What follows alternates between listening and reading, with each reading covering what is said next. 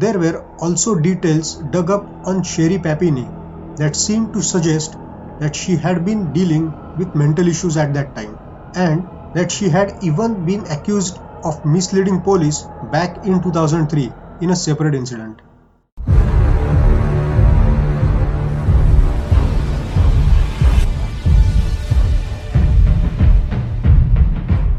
In some cases, the vanished person in question appears again out of the blue, startling all of the people looking for them, yet unfortunately not bringing many answers to what has happened to them. One such case happened in the US state of California and concerns a mysterious woman who disappeared into thin air only to come back into existence weeks later with a perplexing unsolved mystery which leaves all puzzled and baffled to this day. Before we head into our today's story, if you are new to our channel, please consider to subscribe our channel by hitting that red button and also turn on all the notifications by clicking on bell icon so that you will never miss any of our weekly uploads. 34-year-old Sherri Papini had a pretty good life for herself. She lived in a nice house in Redding, California, with her 2 kids and husband, Keith Papini, and she was a fit and attractive woman who seemed to be completely happy with her life.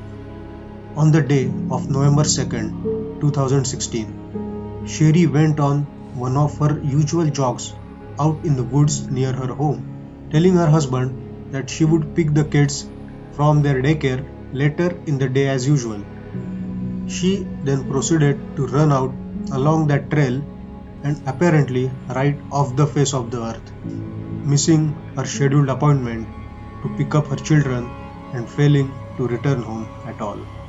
This sent her husband into a bit of panic when he came home and there was no sign of her, and even as he notified authorities, he began launching a search of his own through the Find My Phone app on his wife's phone.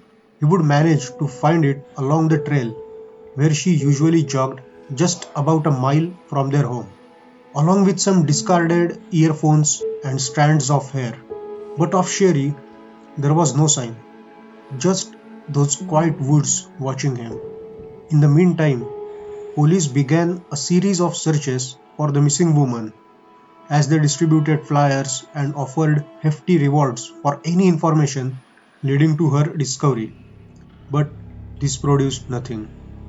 The case went on to get international coverage, and people from all over the world were wondering just what happened to Sherri Papini.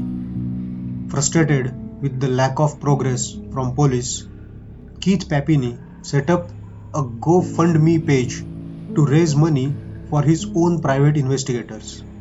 And the reward for information substantially raised by the family and an anonymous donor, much to the charging of police who thought it would muddy the investigation and bring in money-grubbing scam artists. There were also YouTube videos made imploring people to come out and give information for cold and hard cash. During this time, theories flew about what had happened to her, that she had been kidnapped and sold into sex trafficking, had been involved in or witnessed a drug deal going wrong, or had merely been in the wrong place at wrong time scenario. Just as everyone was losing hope and thinking that Sherri Papini had vanished into thin air for good, things took a turn for the strange.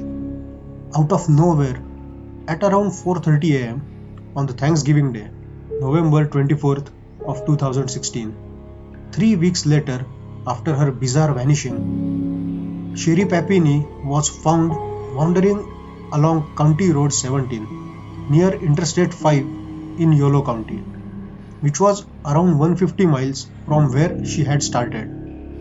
Thankfully for everyone involved, it was not a corpse that was found cast aside the side of the road, but rather that she was very much alive and in reasonably good health. She had been bound with handcuffs around her wrist and a chain around her waist, and she showed signs of having endured physical abuse. such as broken nose and bruises. Her once gorgeous long flowing blonde locks had also been unceremoniously hacked off. She showed signs of undernutrition as well, but she was in remarkably good condition for someone who had expected to turn up dead or to never return at all. Yet, the case only gets stranger from here. When she had come to her senses and was finally questioned, Sherri told to authorities that she had been abducted by two Hispanic women with covered faces riding a dark SUV while she had been out jogging on that fateful day. She claimed that they had thrown a bag over her head and whisked her away to an unidentified location, although she didn't remember much of what had happened in the intervening weeks. The last thing she could really recall was her captors driving her out along that road and physically kicking her out of the car before tearing off into the night. Sherri was unable to remember what exactly the vehicle had looked like, anything of the women's facial features, and could give no details of where she had been held. The authorities didn't even have a good idea of what exactly had happened to her in her captivity, and it was immensely baffling without any suspects, clues, or motive of any sort. Things would get even odder when physical evidence was analyzed, and DNA samples from an unknown man were found on her, not two women, which was only one of the strange things that did not seem to add up with the story Sherri was telling. The DNA test itself was run through every database authorities could find and did not turn up a match, and the only thing they know for sure that it is not from her husband. Another odd detail was that the victim insisted that she had gotten into a scuffle with the two abductors when they had taken her, which had resulted in a badly cut foot.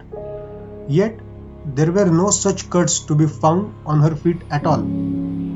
This seemed to show that something wasn't really adding up. But what? In later years, there have been other strange tips and leads that have popped up. One is new information released in 2017 that Sherri had been in a contact with a man living in Michigan who she had planning to meet in person around the time of her disappearance. This was considered such an intriguing new development that police actually questioned the man, only to ultimately dismiss him as a suspect. There were also details dug up on Sherri Papini that seemed to suggest that she had been dealing with mental issues at that time, and that she had even been accused of misleading police back in 2003 in a separate incident. All of these disjointed details have exposed cracks in the story, along with the lack of clear memories and the strange circumstances of the abduction, have led the notion that Sherri Papini maybe knows perhaps more than she is letting on, and that she is perhaps even lying about the whole scenario. Adding to all of this is the fact that the 3-week abduction period doesn't seem to add up either. And investigator Kane Ryan had said of this, "In my 25 years, I have never seen a case like this where someone was kidnapped, held captive for 20 something days, then just released. None of it makes sense."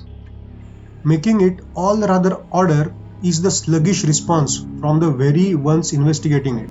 For instance, the information on the man in Michigan and the actual sketches of the supposed abductors were not even released to the public until over a year after abduction. Why should this be? The case has been ongoing, with authorities chasing hundreds of leads and clues over the years. But it all comes back to Sherri Papini, who has since sort of turned into a reclusive. We are left to simply theorize and speculate. So what did happen to her? One of the earlier ideas was that she had tried to get away from her life and skip out of town, only to have change of heart and come back.